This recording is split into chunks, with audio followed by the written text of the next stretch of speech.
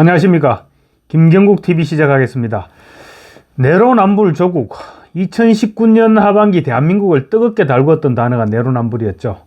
조국 혁신당 조국 대표가 결국 내로남불의 본색을 드러내면서 치솟던 거품이 빠지기 시작한 것이 아니냐, 이런 분석이 나오고 있습니다. 조국의 내로남불에 진저리를 치운 2030들이 조나라 정당의 환멸을 느끼고 있는 가운데 비례대표 1번 박은정 후보의 남편 이종근 변호사의 돈만 주면 뭐든 한다, 이런 식의 지저분한 변호사 활동이 드러났음에도 불구하고 끝까지 함께 하겠다는 조국의 은행 불일치에 핵심 지지층인 4050들도 고개를 갸웃거리기 시작했습니다. 불과 5년 전인 2019년 온 국민으로부터 내로남불을 넘어서 조로남불을 지탄받았던 조국. 그 후 자녀 입시 비리 등의 혐의로 항소심에서까지 징역 2년의 실형을 선고받았습니다. 그런 조국이 정당을 창당해서 승승장구하고 있는 자체가 이해할 수 없는 말도 안 되는 얘기지만 2024년 총선을 앞둔 대한민국의 현주소이기도 합니다. 대한민국의 미래 세대를 책임질 2030들은 이런 현실에 붕괴하고 있습니다. 조선일보가 인터뷰한 2030 세대들의 조국에 대한 평가입니다. 27살 여성 회사원은 조국, 조민 다 입시 비리 저지른 거 맞잖냐, 선거에 나온 것 자체가 뻔뻔스럽다. 25살 대학생 남성은 10대 때부터 지겹게 경쟁만 해왔다. 부모 찬스 써서 이긴 사람을 좋아할 수가 없다. 32살 남성 IT 업체에 종사하는 회사원은 조국이 아들 시험 대신 봐주는 카톡을 봤느냐, 그걸 보고도 조국 숭배하는 게 신기하다, 이렇게 얘기했습니다. 이런 것이 바로 치열한 입시 경쟁에 취업 경쟁을 벌여온 2030들이 보는 조국과 조국 혁신당에 대한 평가입니다. 20, 30대 세대들 중 일부는 과거에 문재인 정부를 지지했지만 대다수는 2019년 이른바 조국 사태를 계기로 진보 진영의 환멸을 느껴서 지지를 철회하기도 했습니다. 2030들이 보는 조국은 여론조사를 통해서도 잘 나타나고 있습니다. 갤럽 조사에서 20대와 30대는 조국 혁신당을 지지하는 응답은 2%와 7%에 불과했습니다. 어떨 때는 20대는 0%, 30대는 1, 2%로 나타나기도 했습니다. 30%를 넘나드는 40대, 50대와는 아예 비교 자체가 되지 않는 것입니다. 20, 30대들은 조국이 마치 검찰 수사로 피해라도 입은 듯이 피해자 코스프레를 하는 데 대해서 이렇게 얘기합니다. 입시 비리 저지른 거 사실이 아니냐, 왜 억울하냐, 주변에 조국을 좋게 보는 사람은 한 명도 없다. 조국과 입시 비리를 동일선상에 놓고 보고 있고 또 조국을 불공정으로 연상하고 있는 20, 30대들에게 당연한 반응이라고 볼 수 있을 것입니다. 20, 30대들은 조국이 자신이 잘못해서 2년형의 실형을 선고받았는데 반성하지 않는 태도가 꼴불견이다, 이런 지적과 함께 결국 이재명처럼 방탄하려고 국회의원이 되려고 하는 것 아니냐, 이런 얘기도 하고 있습니다. 누가 20, 30대들을 정치에 무관심하다고 했습니까? 이들도 다 꿰뚫고 있는 것입니다. 서울대학교 교수 아버지를 둔 덕에 조국의 자녀는 고등학교 재학 시절 이미 의학 논문 제1저자로 등재돼서 대학 입학을 보장받고 또 대학원에서 낙제를 하고도 장학금을 받는 데다 위조 표창장을 입시 때 제출했다는 의혹도 제기됐습니다. 그러면서 반성도 하지 않고 올바른 대한민국을 만들기 위해 정치를 한다는 그런 조국이나 또 그런 조국이 창당한 정당을 어떻게 정상적으로 보겠느냐는 것입니다. 뿐만 아니라 조국은 대통령 측근의 금품 수수를 보고받고도 감찰을 무마하거나 또 아들의 가짜 인턴 증명서를 대학원 입시에 제출해 대학원 업무를 방해한 혐의도 받고 있습니다. 서울 소재 대학생 김모 씨는 조선일보 인터뷰에서 재판받고 있는데 의원 되겠다는 게 맞는지 모르겠다고 했습니다. 그러면서 조국 혁신당이 200억 원을 모았다는 기사를 봤는데 충격적이었다. 범죄자가 맞는데 처벌이 우선이 아닌가라고 했습니다. 조국 혁신당이 내세운 검찰개혁 슬로건에 공감이 되지 않는다는 반응도 많았습니다.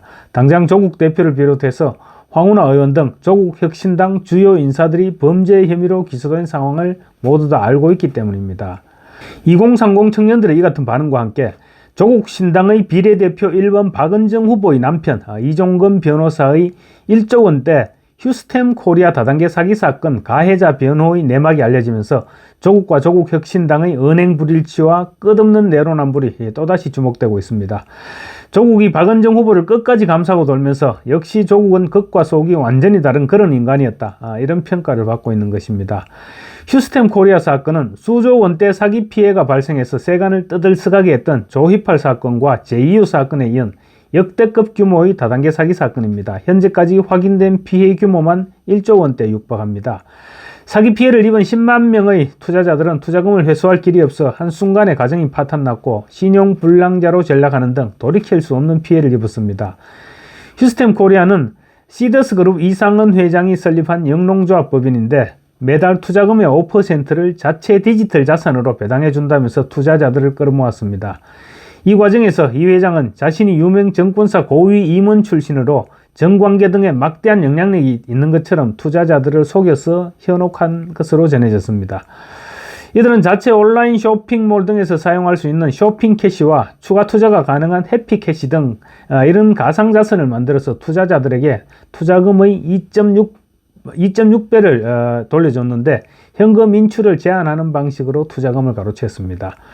사건을 수사한 검경은 이들이 신규 투자자의 투자금으로 기존 투자자의 원금과 수익금 일부를 돌려주는 폰지 사기 수법을 쓴 것으로 보고 있습니다. 결국 신규 투자금이 들어오지 않으면 기존 투자자들에게 수익금은 물론 원금 지급조차 불가능하게 되는 셈입니다.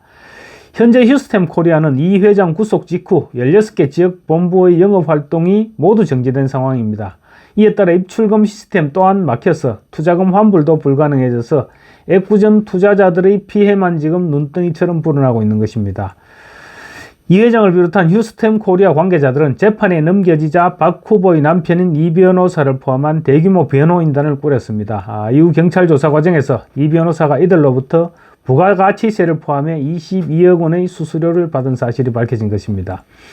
결국 피해자들이 피같은 돈 22억 원을 수임료로 받아 재산을 정식했고 조국 대표는 그런 이 변호사의 부인 박은정 후보에 대해서 뭐가 문제냐 이렇게 외치고 있는 것입니다.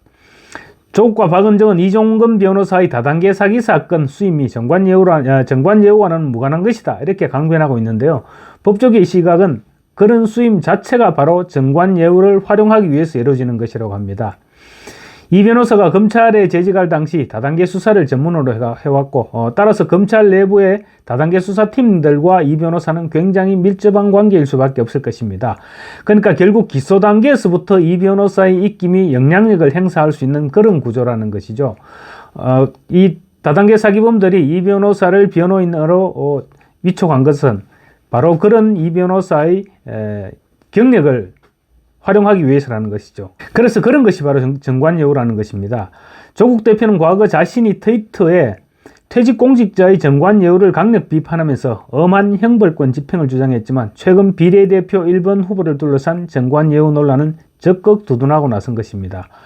조 대표는 박 후보 부부에 대해서 반윤석열 검사로 찍혀서 각종 불이익을 받았다고 주장하면서 정관예우의 개념에 돈은 이미 받고 계약서는 안 써 세금도 안 내는 것이 정관예우다 이렇게 말했습니다. 그러면서 이 변호사는 수임 계약서는 다 쓴 것 같다라고 말했습니다. 말도 안 되는 얘기입니다. 누가 요즘 계약서를 안 쓰고 계약을 합니까? 그랬다가 나중에 뒤탈이 나면 어떻게 감당을 하겠습니까? 변호사들이 그것을 모르지 않죠. 정관예우라는 것은 방금 전에 제가 말씀드렸다시피 검찰 고위직의 예를 든다면 사건 변호를 계약하면 검찰 수사 단계에서 검찰에 전화를 걸어 이거 내가 담당하는 것이니까 어느 정도까지만 기소하면 안 되겠나 또는 구형을 어느 정도까지만 어느 선으로까지만 하는 것으로 하자 이런 식으로 딜을 하는 것이 바로 정관예우라는 것입니다. 그래서 검찰 단계에서 그 정도 역할을 하고 빠져버리면 또 피고인은 다시 재판 단계에서는 다시 판사 출신을 변호사로 계약해서 똑같은 식으로 정관예우를 받게 된다는 것입니다. 조국의 말처럼 계약서를 작성하지 않는다든가 그런 식으로 요즘 같은 시대에 누가 그렇게 강크게 계약서도 작성하지 않고 계약을 한다. 이건 말도 안 되는 얘기라는 것입니다. 조국의 주장은 그래서 애초부터 말도 안 되는 주장인 것입니다. 조국 대표 그것을 모를 리가 없을 것입니다. 그럼에도 불구하고 계약서 운운하면서 정관예우가 아니라고 우기는 것은 박은정을 감싸기 위해서 엉뚱한 주장을 한다. 그렇게밖에 볼 수 없는 것입니다. 정치권에서는 정관예우를 철폐해야 된다고 주장해왔던 조 대표의 과거 발언이 수면 위로 떠올라서 다시 한번 또 조론안불이라는 조롱이 일고 있습니다. 조 대표는 2016년 6월 17일 자신의 트위터에 정관예우가 관행, 리베이트가 관행, 허위계약서가 관행, 일감 몰아주기가 관행, 비자금 조성이 관행 이렇게 되물은 뒤 나라 망하는 길이다. 엄한 형벌권 집행이 필요하다 이렇게 주장했습니다. 그런가 하면 조 대표의 부인인 정경심 전 동양대 교수는 2019년 자녀 입시 비리 혐의 등 재판에서 검찰, 그리고 판사 출신 정관 변호사가 많은 로펌을 변호인단으로 선임한 적이 있습니다. 정관 여우를 비판하면서 가족 재판에는 정관 출신 변호사들을 선임한 조국이었던 것입니다. 그랬음에도 불구하고 또 그 이후인 지난해 6월 오마이TV에 출연해서 정관 여우가 아니고 정관 범죄, 정관 비리가 정확한 표현이다 이렇게 비판했습니다. 조국의 내로남불 정말 사전에 등재될 정도로 밑도 끝도 없습니다. 조국은 또 정치에 입문하자마자 내로남불로 정치 보복까지 하려 한다 이런 비판도 받고 있습니다. 자녀 입시 비리로 유죄를 선고받은 조국이 멀쩡한 한동훈 국민의힘 비상대책위원장 자녀의 입시 비리 의혹을 문제 삼고 나선 것입니다. 조대표는 지난 12일 국회에 입성할 경우 한 위원장이 딸 논문 대필 의혹을 규명하는 특검법을 발의하겠다 이렇게 예고했습니다. 그런데 해당 의혹은 경찰이 지난해 12월 무혐의로 불송치를 결정하고 이미 사건을 종결시킨 것입니다. 조국이 정치에 입문한 이후의 언행을 보면 확실한 것은 국민을 위해 정치를 하겠다는 것이 아니라 자기의 한을 풀겠다는 한풀이 정치이며 혼자서는 힘에 부치니까 비슷한 부류들을 모아서 정치 보복을 하면서 자신의 사법 리스크의 방패막이를 만들어 보겠다. 거기서 하나도 더하거나 뺄 것도 없는 것 같습니다. 이런 조국을 지지하겠다고 하는 이해할 수 없는 사람들이 있는데 조국이 좋으면 그냥 혼자서만 좋아하시고 총선에서는 조국 신당을 찍는 행위가 무엇을 의미하는지 다시 한번 생각해 봐 주시고 제발 젊은이들의 미래까지 망치는 그런 행위만큼은 삼가해 주셨으면 합니다. 감사합니다.